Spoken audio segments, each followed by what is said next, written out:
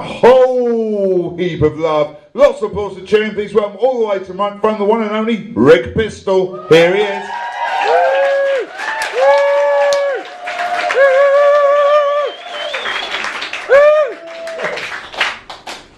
Don't fucking patronise me.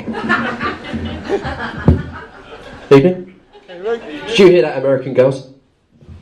You won't know this, I'm fucking huge here. It's true. If you want to have sex with me later, just give me your phone numbers now, because it's going to be a mass panic afterwards. I was in a public toilet earlier today, and I saw a sign above the toilet that said, "Please leave this toilet in the manner in which you would expect to find it." I have 2 kids at home under 3. So I pissed on the floor, shat on the seat, and then smeared everything with raspberry jam. My eldest is my favourite. He's I know it's not really fair, is it, to say that he's potty training at the moment. You're not really supposed to have a favourite child, but the way I look at it is, given the fact we're all inevitably going to die in some sort of nuclear holocaust at some point, it's worth working out in advance which one you'd rather eat first. I'm pissed off because I've just bought myself a new car. It's the new Renault Clitoris. It's a nice smooth ride, but I parked it somewhere and now I can't find the fucking car. Aren't people with chronic fatigue syndrome selfish? It's all M-E. I like that joke because people who have ME are usually too tired to put their hand up and argue with me about that. This first one here is it's called Spot. Spot on my bot. It was a big un.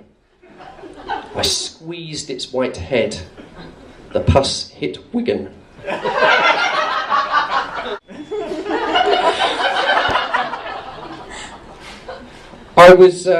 This is what I was going to show you. This is great. There's going to be loads of headlines in the paper over the next few days about Gaddafi, but this is my favourite one. This is a genuine headline. It came out months ago. I think this is March. And it comes from the Daily Star. This is genuine. Other low-quality newspapers are available.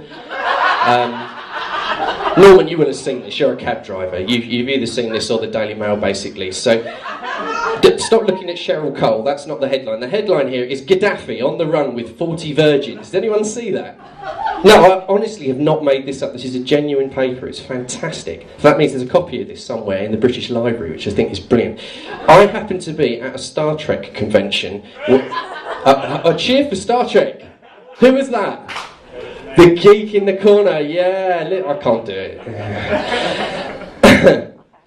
But I was at a Star Trek convention when the news broke that Gaddafi was looking for 40 virgins to go on the run with, and there was mass panic. It was ugly, a lot of fat men trying to escape from the room. As it turned out, I was the only person in the room who'd actually had sex with someone other than themselves, so I'm their leader now, which is good, yay me. I've written a very brief poem here. This is about the Libyan people's struggle. That Colonel Gaddafi is having a laughy. Thank you. In the light of the recent public unrest, I've been making a handmade superhero suit to become a vigilante. Thanks for that. Laughter of derision. For my alter ego superhero character, Morose Man. I've just finished making my futility belt. Just fuck all. So this is a poem that's inspired me. This is called Looting and Tooting. A bunch of selfish little fucks got strange ideas in their head. They could have burnt down a Starbucks, but they went for smaller shops instead. They were nicking from containers and wearing hoodies in disguise, but I'm glad they nicked the trainers. It looks like they need the exercise.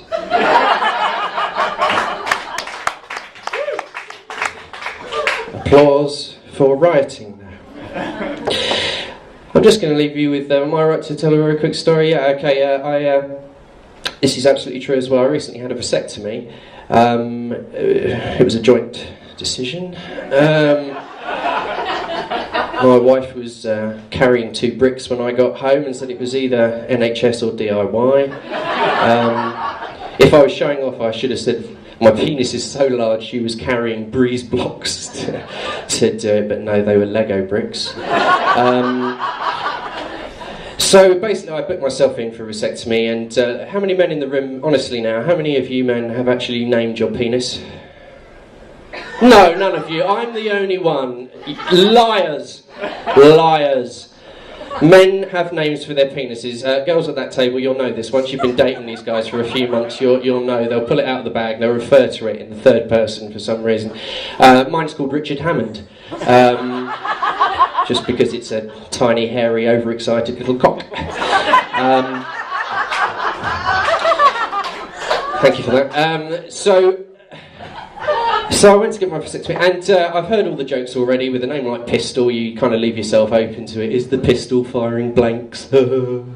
Should you call yourself Starter Pistol? Ricky got no dicky. Kids are cruel, aren't they, really? I've just learned to speak.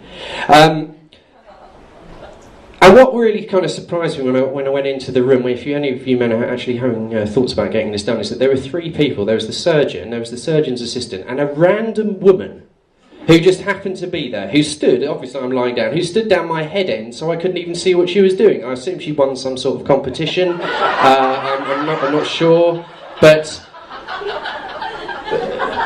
Or she was maybe grading the penises, I don't know. I either got a 6 or a 9, it was hard to read upside down, but she was there for no reason. Now what got me is, it's not the injection they give you, and it's not the snip itself that's the bad thing, it really genuinely isn't. What gets you is the smell, because what they do when they clip your cord is, they've got to cauterise it. That means, that's a long word, and it means burn. Okay, so so they have to seal it shut. Now, I don't care who you are, Adolf Hitler, Osama bin Laden, Nick Clegg, it doesn't matter. No man should have to smell their own burning bollocks. It's not something I ever want to smell again. It's really, really horrible. Now, when I'd finished, what happened is I came out of the room, I was doing the John Wayne walk, and John Wayne, having been in the saddle for 3 weeks and having shat himself on day 1, is kind of the walk I was doing. Gingerly, very gingerly, back to a chair, and I sat down and the radio was on, and this is proof that God not only exists, but he hates us. The song that came on the radio, I swear on my children's lives this is true, went, "Oh, your sex is on fire."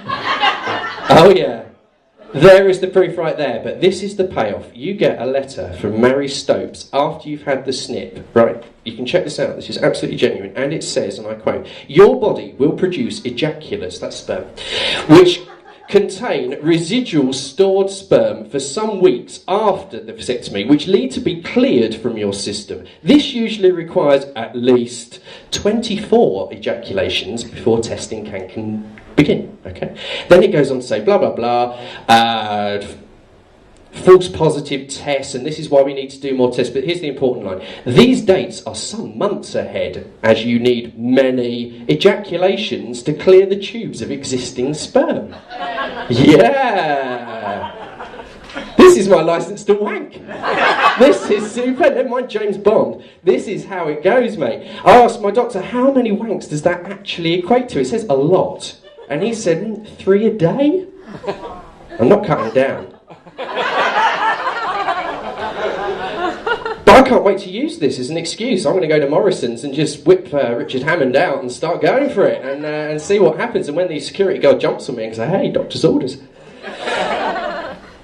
And I think I may be doing it too much because the consistency to start with, without being too graphic obviously, was it was a bit like Quaker's Oats to start with, but now it's a bit more like that kind of syrupy milk that comes off bacon when you cook it. I'd like to leave on a groan. Thank you very much. I've been Rick Pistol. Fuck you.